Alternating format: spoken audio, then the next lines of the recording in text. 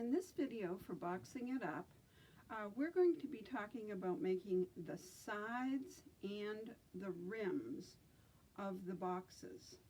So in the pattern there are 4 different sizes, but if you choose, you can make it as large as any size, as large as an 18-inch cube, which we have over in the corner.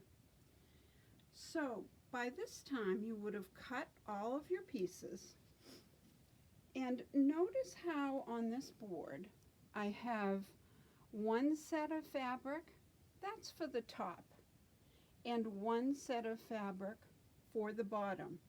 Now that's how the instructions in the pattern are written.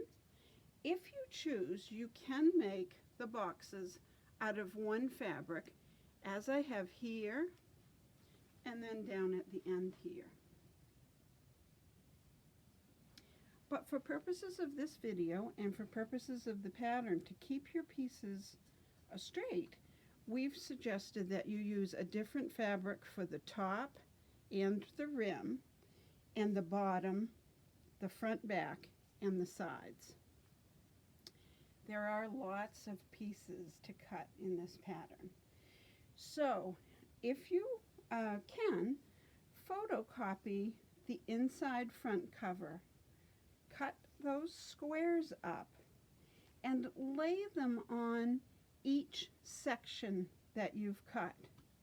So front back is a section, sides are a section, rim front back, rim sides, top and bottom. Those are all sections. So it lists what you need to have. So for example, this is the front back right here. It will be the front and the back of the box. So in each pile for the front, back, sides, and rims, which is what we're going to be talking about now, there are actually enough for both the front back, the 2 sides, the rim sides, 2 of them, and the front back of the rim. So take your piles before you start this project, and you're going to split it into 2 equal batches. So you have 2 pieces of fabric, so 2 pieces of fabric for the front, 2 for the back. Then you want to place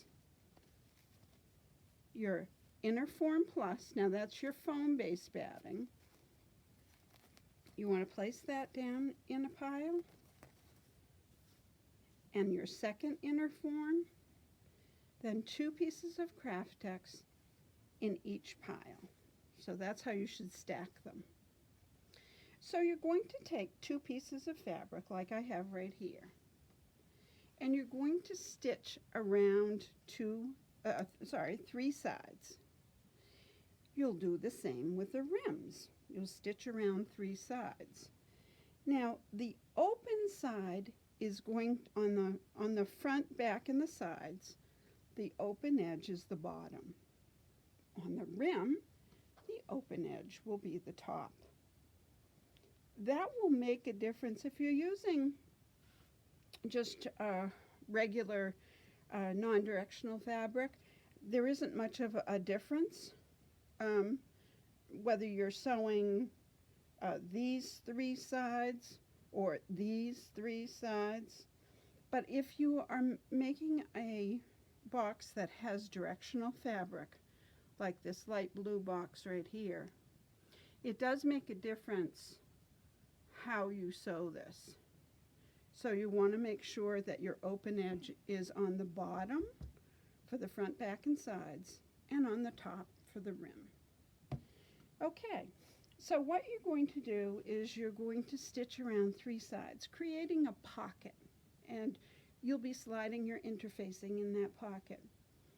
Stitch around 3 sides, clip the corners so that there won't be bulk in the corners, and turn your piece right side out. So here's a piece that's been turned right side out. When you stacked your interfacing, the foam was on the bottom. Flip it over so the foam is on top. And you'll slide these pieces in. Now, they will be that you want that to be a very tight fit. You want to slide your pieces all the way into the end. There, like that. I'm going to get it all the way down in there. That's nice. Now notice there's a seam on the bottom, and I'm going to pull over a box that's finished. That seam is actually going to be the top edge of the box. If you can see that right there. See that seam? And then the open edge will be the bottom of the box. On the rim, here's the seam on the rim.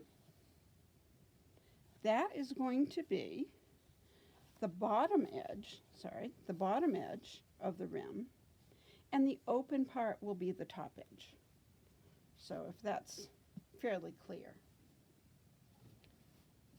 So you've turned it right side out, and you've slid your interfacing all the way in, and I can feel that it's not all the way in, so I'm just going to push it in a little bit.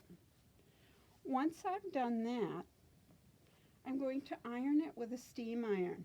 I'm going to iron the front, and I'm going to flip it over and iron the back. You want all of your pieces and your fabric to be fused together.